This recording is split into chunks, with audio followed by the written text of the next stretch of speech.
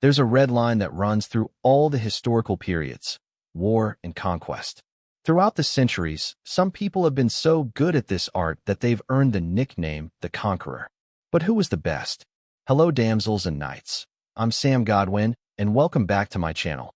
Today we're going to crown the best conqueror in history. The format will be the same as we did with the Magnificents. We will interview all the historical figures nicknamed the Conqueror, and then we will rank them.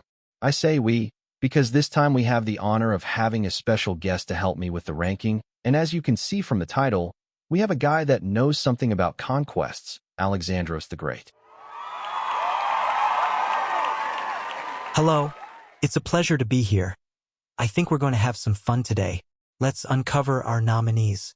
Thutmosis III, Afonso Henriques of Portugal, John of Aragon, Waldemar II of Denmark, Guillaume of Normandy, Mehmet II. As always, we go in pure chronological order.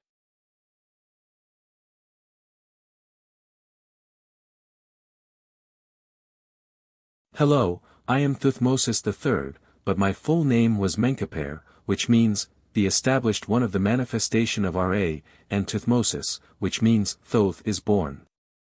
I was one of the greatest pharaohs who ever lived, certainly the one who brought Egypt, or as we called our kingdom, Kemet, to its greatest extent.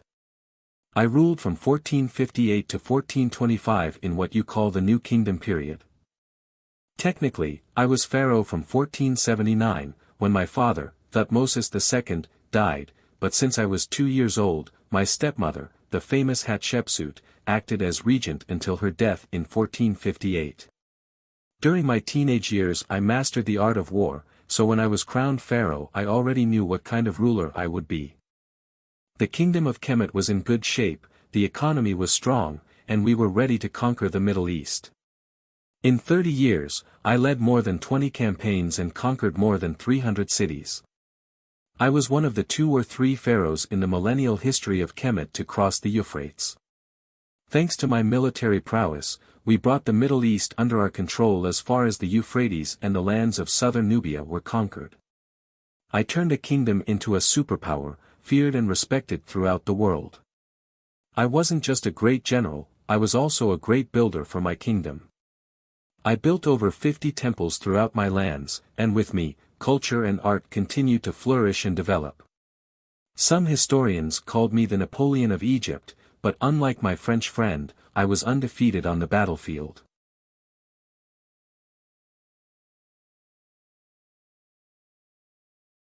Bonjour, mon ami, I am Guillaume de Normandy, better known as William the Conqueror. Most of you know me as the guy who won the Battle of Hastings and the first king of modern England, but my story has more to tell.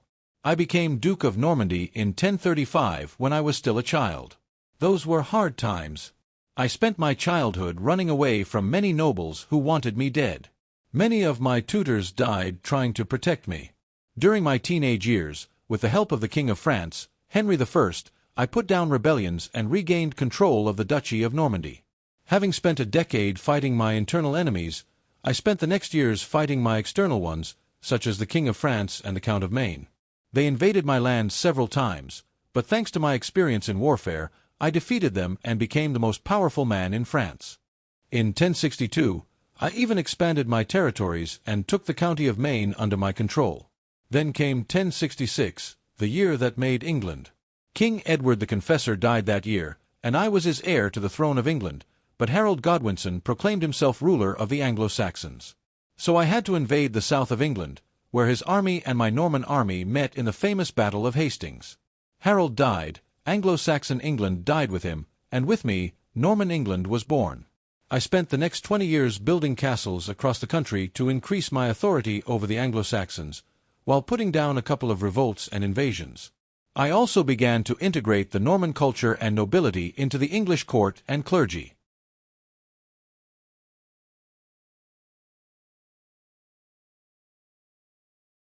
Obrigado, I'm Afonso Henriques, the first king of Portugal and the one who conquered Lisbon, the future capital of the kingdom. In 1128, at the age of 20, I rebelled against the ruler of the county of Portugal, my mother Teresa, and after defeating her in battle, I took over the county. For the next decade I worked on the battlefield and through diplomacy to transform my county into an independent kingdom, until I was crowned king of an independent Portugal in 1139. As a king I was a patron for the church institutions, I built many monasteries, give privileges to many religious orders, I maintained good relationship with the Pope of Rome, and as a good Christian I fought those Muslim infidels. Over the years I doubled the size of my kingdom with the victories at Urique and Santarém against the Muslims. My most important victory was the siege of Lisbon in 1147. Thanks to the help of a crusader army from the Second Crusade, the Almoravid infidels surrendered after 4 months, and the city will eventually become the capital of my kingdom in 1255. I died in 1185, having transformed a county into a strong kingdom thanks to my warrior personality and my skills as a general and ruler.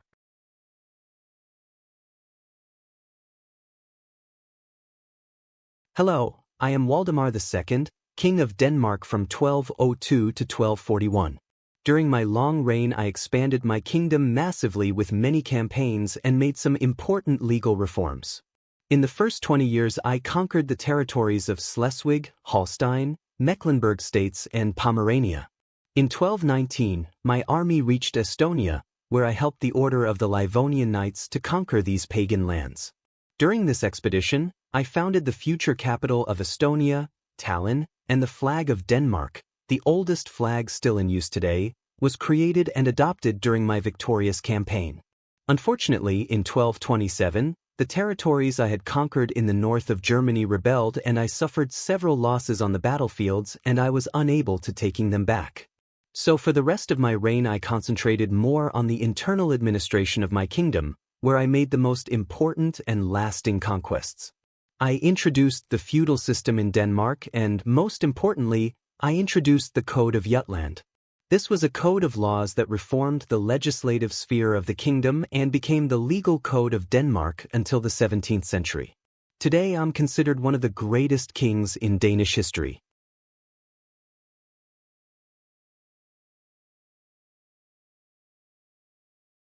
Hola amigos, I'm Guillaume de Aragon.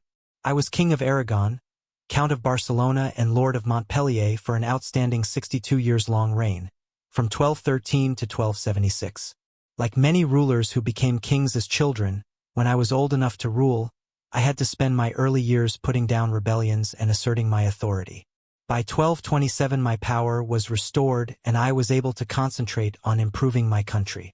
In 1228 I tried to become heir to the Kingdom of Navarre, but I failed, so the following year I turned my eyes on the sea and decided to invade the Balearic Islands. With a powerful fleet, Majorca fell in 1229, Minorca in 1231 and, finally, Ibiza in 1235. But my appetite for conquest was not yet satisfied, so I looked south to expand my kingdom. In 1238, my army besieged and captured the city of Valencia, adding a large area to my domains. Over the next few decades I made some important peace treaties with France and Castile, but I was also a patron of art, literature, and architecture. I built the Cathedral of Lleida, funded the University of Montpellier and, above all, promoted the development of Catalan literature. I was a writer myself, having written El Llibre dels Fets, the Book of Deeds, the first autobiography of a Christian king. With me, the Crown of Aragon increased its power both on the battlefield and on the seas, its culture flourished, and I played my part in that great process called the Reconquista.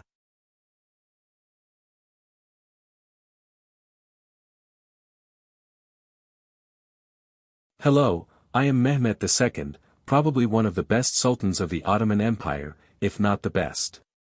I ruled from 1444 to 1446 and then from 1451 to 1481. During my reign, I massively expanded my territories and turned the Ottoman Empire into a real superpower, feared and respected by all. At the age of 21, I conquered the impregnable city of Constantinople, ending the history of the Eastern Roman Empire, and began a building program to transform the decadent city into a rich and populous capital of an empire. I also conquered the last remnants of the Eastern Roman Empire, the Despotate of Morea and Trebizond. But my mighty army wasn't ready to stop. Anatolia, Serbia, Albania, Bosnia and Wallachia fall under my rule, and even the mighty Venetian Republic lost its war against me. In 1480, my army conquered the city of Otranto in southern Italy, spreading panic throughout Italy and Europe. Sadly, my death prevented me from continuing the conquest of Italy. During my reign I had to deal with larger-than-life characters such as John Hunyadi and his son, Matyas Corvinus, the greatest king in Hungarian history. Skanderberg, the defender of Albania, and Vlad III, the ruler of Wallachia, better known as Vlad the Impaler. And trust me, his nickname isn't an exaggeration. But thanks to Allah's guidance, my empire overcome this enemies. What about that time you invaded Moldavia and you lost?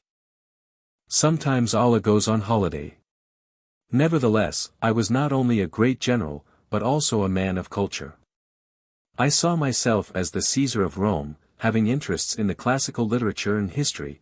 I considered myself as the successor of the Roman Empire. I helped develop the arts and sciences and surrounded myself with a multicultural, humanist court. I also codified criminal and constitutional law. So, Suleiman won the title of the Most Magnificent. Do you think you can ensure a double victory for the Ottomans? I was a great general and a great ruler. If Suleiman did what he did, it was thanks to me and my work to turn the Ottoman Empire into a superpower. I am confident enough to win the title of the greatest conqueror of all time. So, thanks to our nominees that presented themselves, and now me and Alexandros will take some time to rank them. One eternity later. It wasn't easy since you were all good generals and conquerors. We have the ranking here. In the last place we decided to put Valdemar. Being a good conqueror means not only to take some lands, but to maintain the control on them for a good period of time. Sadly for you, your conquest vanished in front of your eyes. But you fought for those in first person, which is very honorable. You were a great king for your country, but not enough great as a conqueror. In the fifth place we find Jaume de Aragon. Your very long reign is impressive, and you made some important conquests and diplomatic agreements for your kingdom. You were also a patron of culture, which is always a good thing. But the man above you was simply a better warrior king and literally created a kingdom through his battlefield experience. And so in fourth place we find Afonso do Portugal. You were incredible, as a king, and most importantly as a conqueror. You fought in first person to take power, to claim the independence of your people, and then to expand your kingdom, by a lot I would say. You were a true warrior king, and a very good conqueror. But the other three were on another level. It was a difficult decision, but on the podium, we find Guillaume de Normandy. Your early years where you had to retake control over your duchy and then defending it for another decade are really impressive and showed your ability on the battlefield and in diplomacy. You overcome many difficulties and even expanded the Duchy of Normandy. Beside all of this, you even conquered England with a little bit of luck on your side, you have to admit. You call it luck. We called it being blessed by God. Okay, let's say that God was with you. But today God didn't help you to win the title of the best conqueror, since the last two guys were simply better than you overall. So we are left with you two. You were both great generals, and you both turned your states into superpowers. You were respected leaders in your respective empires. You both oversaw a major cultural movement in your lifetimes that shaped your legacies alongside your successful domestic and foreign policies. You both led your empires to unprecedented levels of power, and your people enjoyed an era of prosperity and stability. It was a difficult decision to make, as your records on the battlefield are impressive. But only one of you can be crowned the greatest conqueror in history, and the winner of this prestigious title is Mehmet II. The race was very tied between you and Thutmose, but you faced more difficult enemies than the ones faced by the pharaoh. Also, you conquered more lands, and your battlefield resume is simply slightly more impressive. I'm very honored that Alexandros judged me worthy for holding the title of the greatest conqueror in history. You know, I'm your fan, and receiving this title from you is one of the greatest honors in my life. I want to thank all the men that fought for me, from the generals to the soldiers, that made my conquest possible. Thanks you for your time, damsels and knights. If you enjoyed the content, don't forget to subscribe, and see you in the next video.